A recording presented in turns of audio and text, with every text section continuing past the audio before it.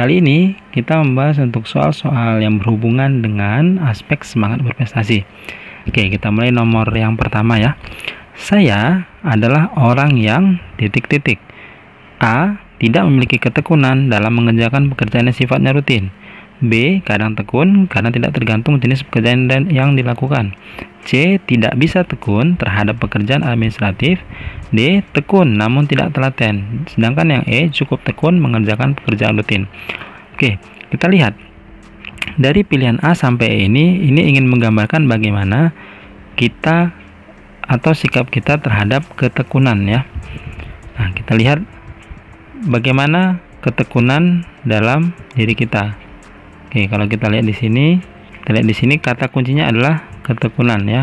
Yang A tidak memiliki ketekunan. Nah, ini berarti kita anggap ini seperti agak negatif gitu. Yang B kadang tekun. Nah, ini kadang tekun, kadang tidak. Artinya dia sudah ada ketekunan tetapi kadang-kadang ada, kadang-kadang tidak gitu. Sedangkan yang C tidak bisa tekun. Nah, ini tidak bisa, bukan tidak mau tapi tidak bisa.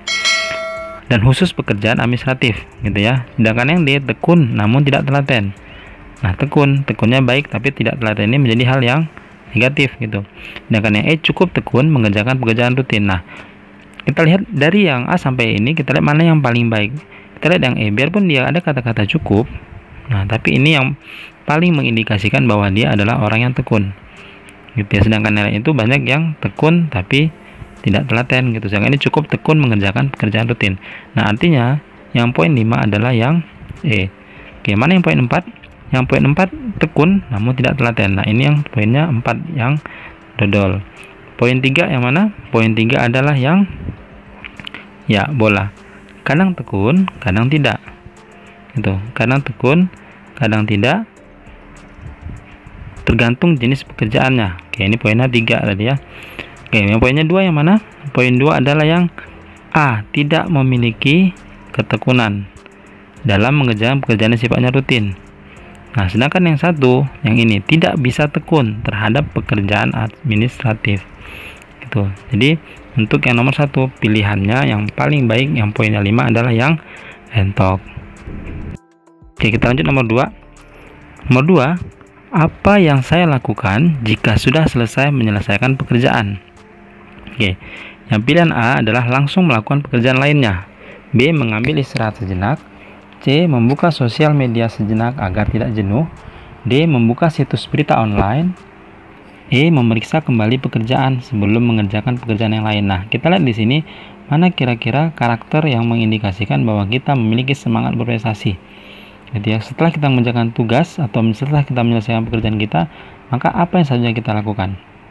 Oke, di sini yang terlihat mencolok adalah sudah pasti yang entok ya. Kenapa? Karena dia memeriksa kembali pekerjaannya ya, memeriksa kembali pekerjaannya sebelum mengerjakan pekerjaan yang lain gitu ya.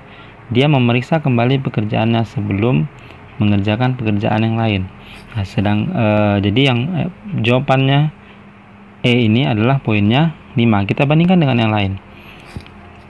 Kita lihat pilihannya yang A, langsung melakukan pekerjaan lainnya. Artinya di sini dia juga sebenarnya sudah memiliki semangat prestasi. Artinya dia semangat untuk bekerja kembali gitu. Tetapi poinnya adalah dia tidak memeriksa kembali pekerjaannya gitu ya.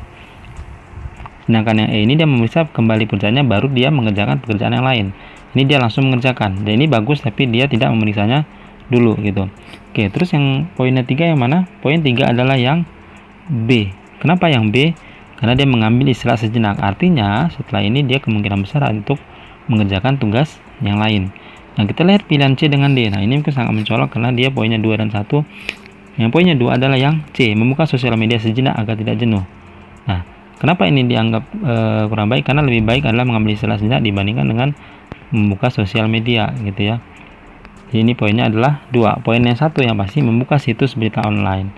Nah, ini apalagi yang ini tidak ada indikasi untuk meneruskan atau melanjutkan tugas yang selanjutnya. Oke, jadi ini pilihannya adalah entok. Nomor 3, beberapa saat yang lalu saya gagal dalam proses seleksi perusahaan impian saya. Padahal saya merasa tidak ada yang salah dari hasil psikotes maupun saat interview dengan HRD maupun user perusahaan. Saya merasa satu langkah lagi untuk bisa lolos, namun apalah daya. Email pemberitahuan dari HRD mengatakan bahwa saya belum berhasil untuk masuk ke tahap selanjutnya. Saya merasa kecewa sekali karena perusahaan impian saya gagal saya raih. Sikap saya dalam menghadapi kegagalan tersebut adalah kita lihat di sini sikap yang kita ambil dalam menghadapi kegagalan. Artinya di sini harus kita lihat mana sikap yang memiliki semangat berprestasi atau semangat untuk menjadi lebih baik. Dia bangkit dari kegagalan gitu. Kita lihat pilihan yang A. Yang A mencoba memikirkan hal yang membuat gagal. Mencoba memikirkan hal. Dia masih mencoba untuk memikirkan. Jadi dia mencoba untuk mengevaluasi ya. Yang B mengirim email ke HRD dan menyampaikan keberatan. Berarti ini tidak menerima hasil keputusan rekrutmen atau seleksi.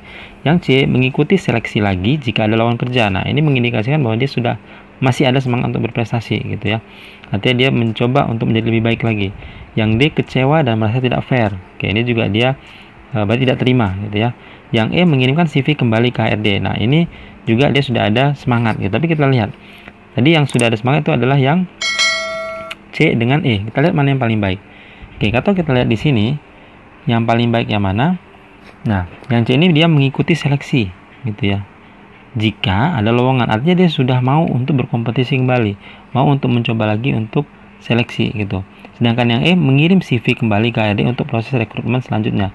Nah, artinya di sini masih hanya sebatas mengirimkan CV, tapi di sini sudah dia langsung berniat atau ingin mencoba kembali. Maka ini nilainya paling tinggi dibandingkan dengan yang entok. Yang entok jawabannya poinnya adalah 4. Terus poin yang 3 yang mana, Bang? Yang 3 adalah yang mencoba memikirkan. Gitu. Kenapa mencoba memikirkan? Dia mencoba. Kenapa? Baik, kita lihat pilihan yang lain. Ini 3 ya. Pilihan lain yaitu mengirim email dengan kecewa dan merasa tidak fair. Ini sama-sama tidak menerima. Kalau yang A ini dia sudah mulai menerima dan dia mencoba mengevaluasi, tapi hanya mencoba. Sedangkan yang B dengan D ini dia mengirim email keberatan gitu. Dia mengirim email bahwa dia itu keberatan. Maka ini poin kedua. Sedangkan yang satu adalah dia sangat, tidak ada kata sangat, tapi dia kecewa dan merasa tidak fair gitu. Dia ini benar-benar tidak menerima. Sehingga jawaban yang paling baik untuk nomor 3 adalah yang cantik.